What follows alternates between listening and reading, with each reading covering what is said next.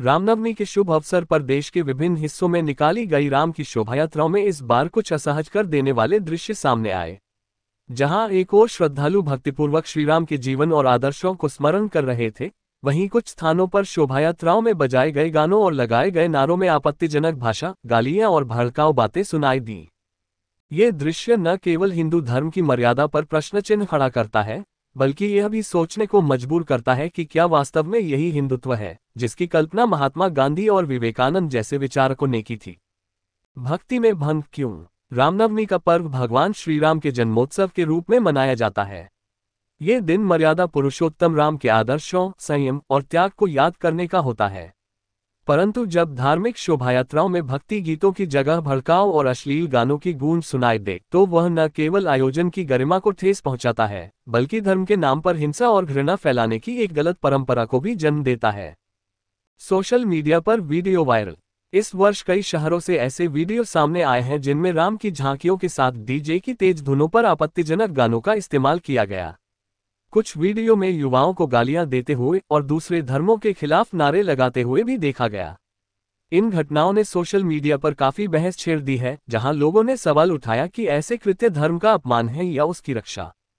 हिंदुत्व का अर्थ क्या यही है? हिंदुत्व की परिभाषा हमेशा से सहिष्णुता, विविधता और आध्यात्मिकता से जुड़ी रही है। परंतु आज जब कुछ तत्व इसके नाम पर उग्रता, आक्रोश और असंवेदनशीलता फैला रहे हैं, तब यह जरूरी हो जाता है कि हम आत्ममंथन करें। राम, जिनका जीवन संयम और मर्यादा का प्रतीक रहा है, क्या वे ऐसे व्यवहार को स्वीकार करते? धर्मगुरुओं और समाजसेवियों की प्रतिक्रिया। कई धर्मगुरुओं ने इस पर चिंता व्यक्त की है। स्वामी अवधेशानंद गिरी ने कहा, राम का नाम लेने का अर्थ यह नहीं कि हम किसी और को अपमानित करें। राम की भक्ति में संयम और करुणा होनी चाहिए, न कि उत्तेजना और अपशब्द। वहीं सामाजिक कार्यकर्ता तीस्ता देसाई ने कहा, यह धर्म नहीं बल्कि राजनीति के नाम पर नफरत फैलाने का प्रयास है।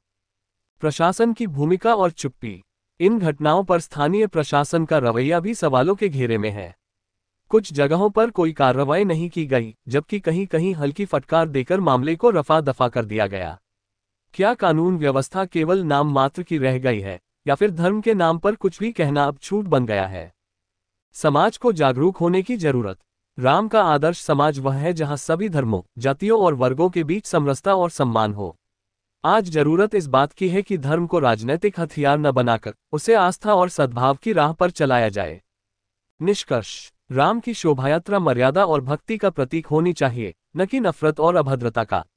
यदि इसमें गालियां और भड़काऊ नारे शामिल हो जाएं, तो हमें ये सोचने की जरूरत है कि कहीं हम अपने ही धर्म और संस्कृति की आत्मा से तो नहीं भटक रहे।